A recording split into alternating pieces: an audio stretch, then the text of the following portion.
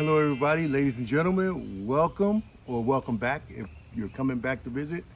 This is Jimmy's First Gen Mini Rescue. I'm Jimmy, and today I think I come up with a solution to fix my radio issue. I'm going to read today's fortune. I'm going to let you know what I'm going to do. It's going to be tight up in here, so I may not get the whole whatever, but I'll let you know what I'm going to do and how I'm going to do it. Let's see. Today's fortune is: simplicity of character is the natural result of profound thought. So simplicity of character. So your character is basically how you handle things, but think them through. If you think them through seriously and give it some thought before you speak, says a lot for your character. Anyway, I guess you do you, but you know, I'll have to ponder that one a little bit more. Anyway, so put that back there. As you may know, in the past, my radio has not been working on this car. This is a 2004 Mini Cooper S with 289,192 miles. Now, the past, 10 years, we have not driven this car 1,200 miles. We haven't driven this car maybe 500 miles each of those years. So it hasn't been getting a lot of mileage. In contrast, our 2014 Subaru, 10 years newer, has 289,700 and some odd miles on it. It surpassed this one, which it shouldn't. This car should still have, 500,000 miles by now. Anyway, I'm like a mileage proud person. I don't limit the miles on the vehicles. Anyway, let me tell you what's going on. A lot of research, I want to thank, first of all my viewers that commented, made suggestions, told me what to look for, how to look for things, whatever it is. Everything was taken into consideration and tried and probed and prodded. And what I determined was that somewhere between my fuse in the kick panel here on the driver's side, here in America, somewhere between that fuse and the radio, it was losing power, or it was maybe a broken wire that was making temporary connection, or it might have been worn, or somewhere in there. Because what I did was I took 12 volts of power and added it straight to the radio. Power came on, radio played, CD played, the works. I put power to both sides. I checked both sides of the fuse.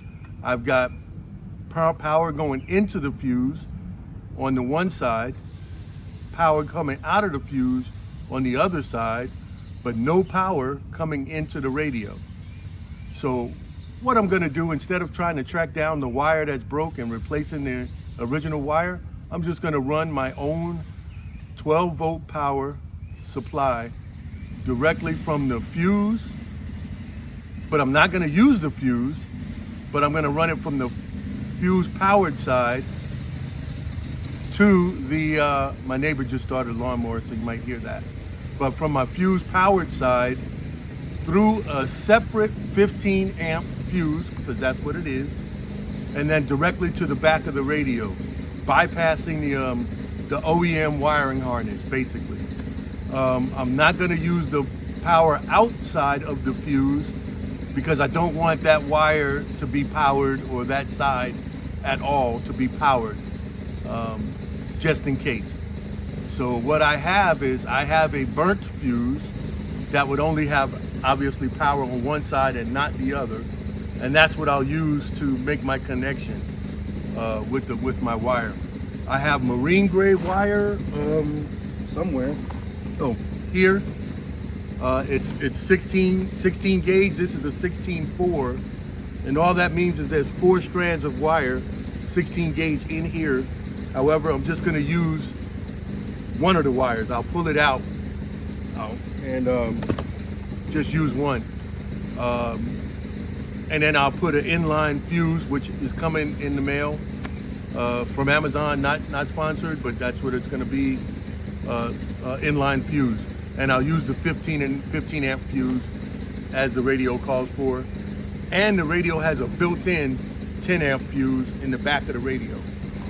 Okay, I have marine grade connectors, so here and here, and with the heat shrink, waterproof heat shrink.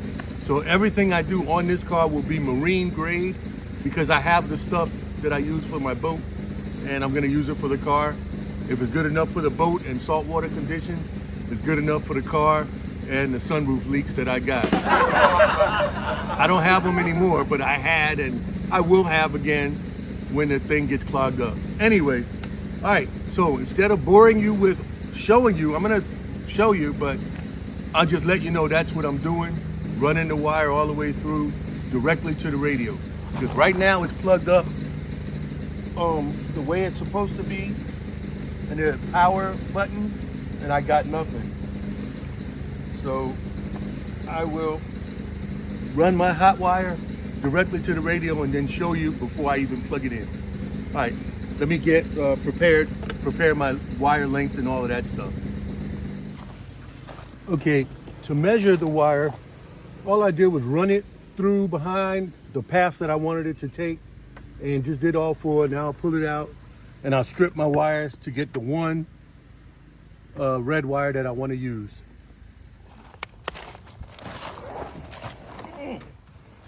Okay, I stripped my wires.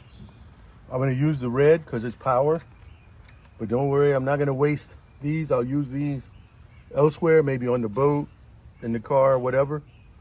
So I'll just save that and start preparing this wire. I just wanted to show you before I put the radio in.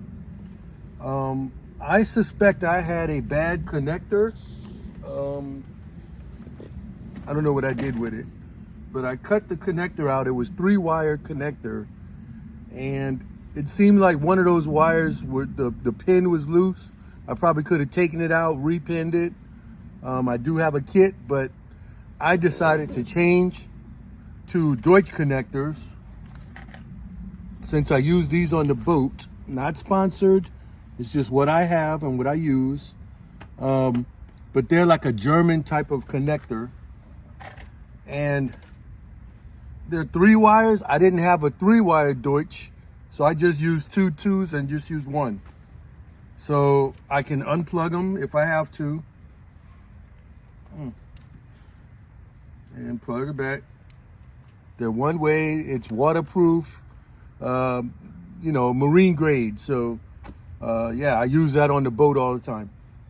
So now if I plug my radio into the regular harness, let's find it. There's the radio. Plugging it in. Now, even without, excuse me, even without the key, now I didn't plug the antenna in, so I don't have music, so I won't get a copyright. But without a key in the ignition, you can see it comes on, and I got static, no big deal. And the radio stock will play like that for 20 minutes and then shut off. Now with the key, I can put the key in, turn it to accessory. When I turn the key off, the radio goes off. Pull the key out, put the key back in, turn it on, radio comes on. So all I'm gonna do now is plug in the antenna, and I'll test my iPod, but I know that works because before I wasn't even getting power here. So we're gonna reassemble everything and yeah, button everything back up, the side load bolsters, put my dash back together, and clean up my mess. So, okay, everybody, I got the stereo back in. I got the little side bolsters in. I'm not gonna put the kick panel underneath here back in right now because tomorrow I get the fusible link, and put it here and the 15 amp fuse. But I've been listening to the radio, The 20-minute delay thing function works. My steering wheel buttons function. Everything works. It works with the key on. It works with the key off. The antenna, everything works. So, like I said, there's a connection here that it was a 3-prong connection that I think it went to the iPod. I'm not sure where it went. I don't know if it was aftermarket or if it was factory. However, one of the pins inside there was loose and making random connections, and it would pull out. So rather than try to deal with it there, like I said, I put all new Deutsch connectors, not sponsored, but it's just what I'm going to use whenever I need to make wire connections that need to come apart. And so those will be solid, and they're rebuildable. So if I need to rebuild it, if I have a problem with it 20 years down the road, 10 years, whatever, I can rebuild those connections. So de-pin them and rebuild them. Anyway, so that's it. You don't need to see the kick panel. It's just to put it on and snap it in place. However, I'm not going to do that until tomorrow. So yeah, so now this car is road trip worthy, because without music it wasn't road trip worthy. And like I said, I have in here my iPod Classic. There's probably 10, 15, 20,000 songs on here. I don't know how many, but that's what I listen to. Oh, also I put a Christmas CD in there and it played Christmas music. So everything works on the stereo. Like I said, the steering wheel functions, the volume, everything.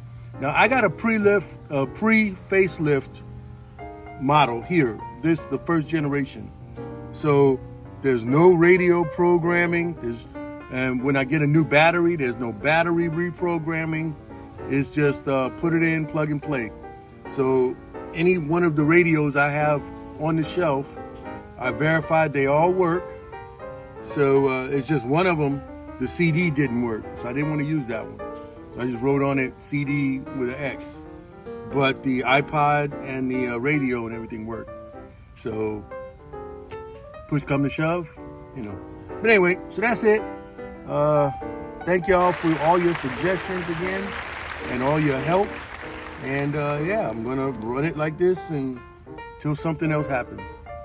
Cause it's a mini, something will. Have fun with your minis. I'm gonna clean up my mess here and go inside and talk to the grandkids for their first day of school. All right, bye y'all.